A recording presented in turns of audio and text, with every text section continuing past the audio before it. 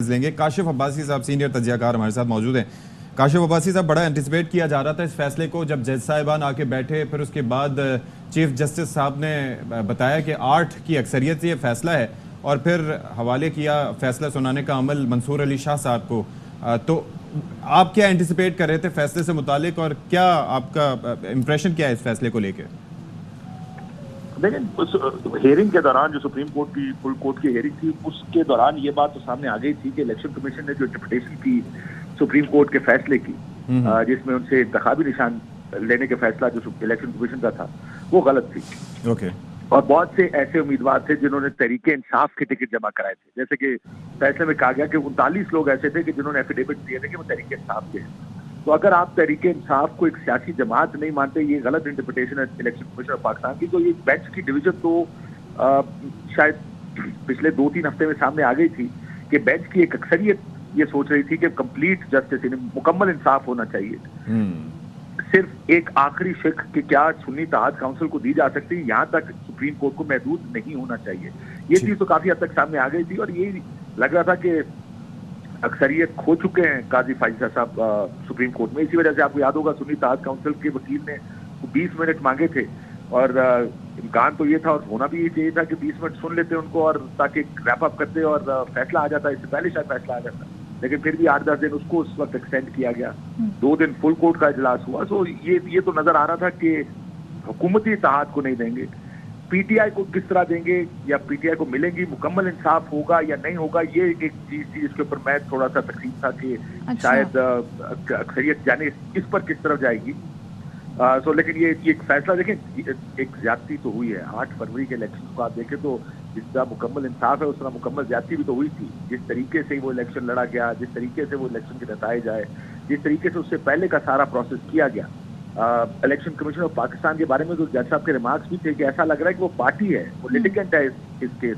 अच्छा। Election commission की मुकम्मल कोशिश थी कि ये सीटें तरीके इंसाफ के पास ना जाए। उसमें कोर्ट की इंटरनल पॉलिटिक्स बड़ी अहम थी, जो कि आपने एक आईनी तरमीम का सुना होगा। एक आईनी तरमीम होगी और उसमें बहुत सी चीजें कही जा रही थी कि शायद जजेस की जो एज है 65 से बढ़ा के 68 साल कर दी जाएगी और शायद फिर काजी फाइजा साहब 2-3 साल एक्सटेंड करें उस सूरत में।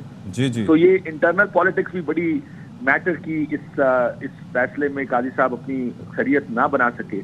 लेकिन अब देखना ये भी है, खैर फैसला तो हो गया पीटीआई। जी, इस वक्त खाबर गुमन ने भी हमें ज्वाइन किया है इस्लामाबाद ब्यूरो चीफ, उनकी तरफ चलते हैं। खाबर, आपकी इस जो डिसीजन आया है इसको लेकर क्या है और 8 की अक्सरियत से ये फैसला आया है जिसमें पीटीआई को कहा गया है कि वो सियासी जमात थी, सियासी जमात है, इंतखाबी निशान किसी का चला जाए इसका ये मतलब नहीं कि वो नशिस्तें उन्हें नहीं मिल सकती। तो ओवरऑल क्या आप इस पर तज्जिया देंगे?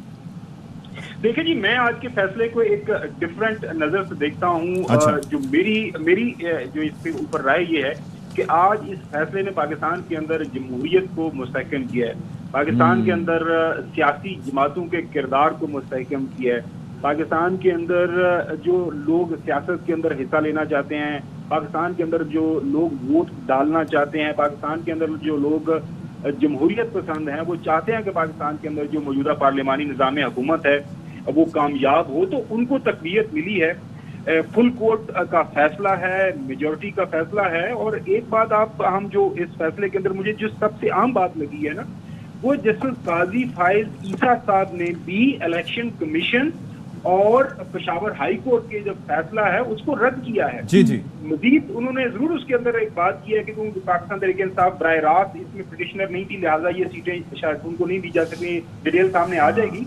ओवरऑल 13 जो जजेस में से 11 जजेस ने इलेक्शन कमीशन और जो पेशावर हाई कोर्ट के फैसलों के हवाले से अपनी राय का इजहार किया है। जो ये बात excluding chief justice and justice Jamal Mandokhel साहब, इन 2 जज साहिबान के अलावा तो बाकी तो जाहिर है 8 की एक्सपीरियंस तो ऑलरेडी मौजूद थी। अच्छा, एनीवेज, मैं वापस अपने नुक्ते पे आता हूँ। तो ये जाहिर है मौजूदा असेंबली है, ये 4 साल 5 साल जितना भी टाइम करेगी, इलेक्शन जल्दी होने हैं या बाद में होने हैं, ये वक्त गुजर जाएगा। लेकिन आज का ये जो फैसला है ये मुद्दतों दहाइयों पाकिस्तान की सियासी, पाकिस्तान की अदालती, पाकिस्तान की पार्लिमानी तारीख जो आइंदा बनेगी उसके ऊपर ये दूररस नताइज छोड़ेगा।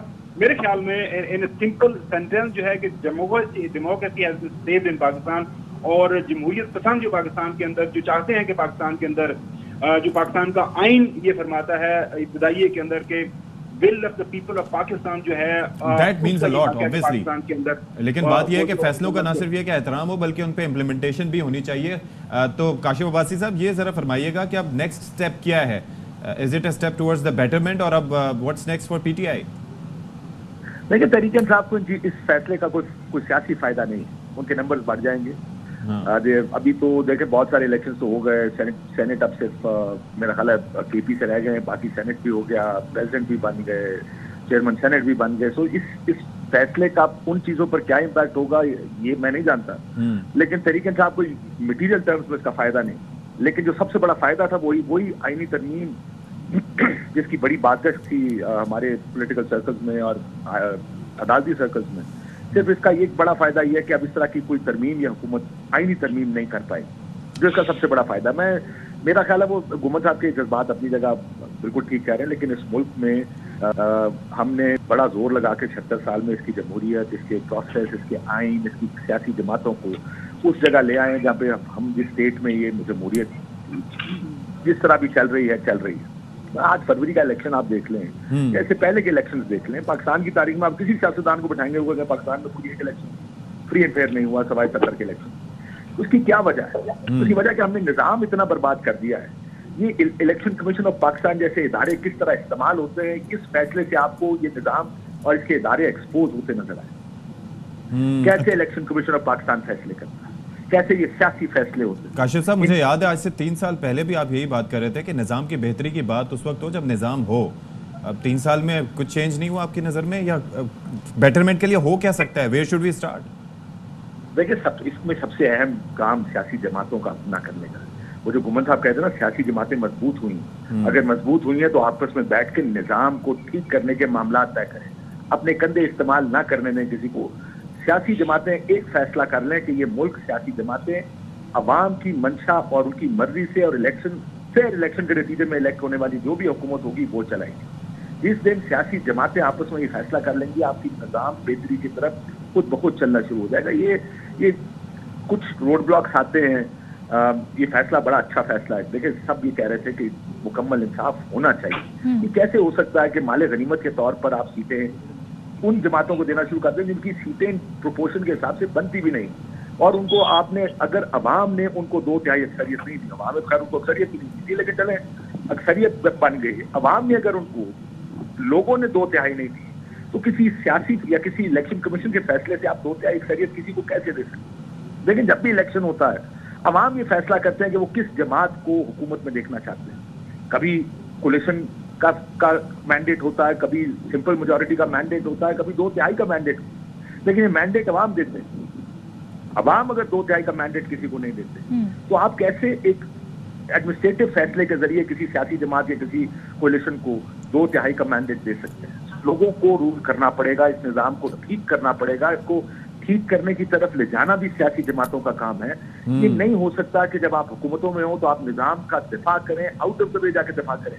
और देखिएगा, यही सियासी जमातें जब अपोजिशन में आएंगी, इनसे बड़ा आइन का चैंपियन कोई नहीं। इमरान खान साहब भी 2018 की हुकूमत में थे, उस वक्त सब एक पेज पे था। आज इमरान खान साहब निजाम की बात कर रहे हैं, वो जो उस वक्त निजाम की बात करते थे आज वो निजाम के साथ खड़े और हर स्याह और सफेद का दिफा करते हैं। इस चीज को छोड़ेंगे तो निजाम ठीक होगा। निजाम इसके अलावा इस तरह अगर अपने इस्लाहात की जो बात की जाती है काशिफ साहब के इलेक्शन इस्लाहात, बहुत सारी इलेक्शन से पहले इसका बड़ा शोर उठता है, तमाम जमातें बात करती हैं। आज उसी इलेक्शन एक्ट के तहत जो इलेक्शन कमीशन ने फैसला दिया था, सुप्रीम कोर्ट उसे गैर आईनी करार दे रही है। तो कहाँ कहाँ ये इस्लाहात हो सकती हैं और तमाम जमातें अब इस फैसले के बाद मुत्तफिक होती नजर आ रही हैं आपको? देखिए, कौन सी इस्लाहात की बात कर रहे हैं? इलेक्शन ट्रिब्यूनल्स के बारे में इस्लाहात में ये फैसला किया गया था कि हाईकोर्ट के जजेस, जब देखा कि अब हाईकोर्ट के जजेस सूट नहीं करते, खुद ही एक कानून पास कर दिया कि रिटायर्ड जजेस भी लगाए जा रहे हैं। क्यों? सब जानते हैं क्यों लगाए जा रहे हैं, क्योंकि जिस तरह प्रोसीडिंग्स चल रही हैं वो किसी के फेवर में नहीं जा रही। जिस तरह ट्रिब्यूनल्स काम कर रहे हैं, फॉर्म 45 और मुसद्दका कॉपीज और एफिडेविट्स मांग रहे हैं, अगर ये मामला चल पड़ा 6 महीने में, ये सरकार का तो बड़ा मसला पड़ जाएगा। देखिए, कानून साजी मसला नहीं होता। मैं कल पिछले 2-3 दिन से कह रहा हूँ, कि बरतानिया में कोई रिटन कॉन्स्टिट्यूशन नहीं है, लिखा हुआ आइन नहीं है बरतानिया। अमेरिका में कोई टोटल 25-26 उनकी शिकें हैं, और उसके आइन। बावजूद यहाँ वहां पे- पर इलेक्शंस होते हैं और अगले अपनी शिकस्त भी तस्लीम करते हैं, मुबारकबाद भी देते हैं और फिर आगे की प्लानिंग भी करते हैं। और उसकी वजह क्या है? और उसकी वजह यह है कि जो ये काम चलाने जो उनके इदारे हैं वो अच्छी प्रैक्टिसेस और आइन और कानून ना भी हो और कॉन्स्टिट्यूशन ना भी हो, वो किसी रास्ते के तहत चलते हैं। आप कोई भी कानून साजी कर लें, आपने कानून साजी की कि जनाब फॉर्म 45 चुकाए जाएंगे, फॉर्म 47 आज भी, ये किसने एंटिसिपेट किया था कि कोई फॉर्म 47 में भी इस तरह की कार्रवाई और डाल सकता है जिस तरह इन इलेक्शन में पड़ी है। तो आप जितनी मर्जी कानून साजी कर लें, Pakistan is an overly legislated country. आप अपनी चीजें उठा के देते, हर लूप होल को आप प्लग करने की दैट्स अ कोशिश करते हैं। पॉइंट के ओवरली लेजिस्लेटेड कंट्री।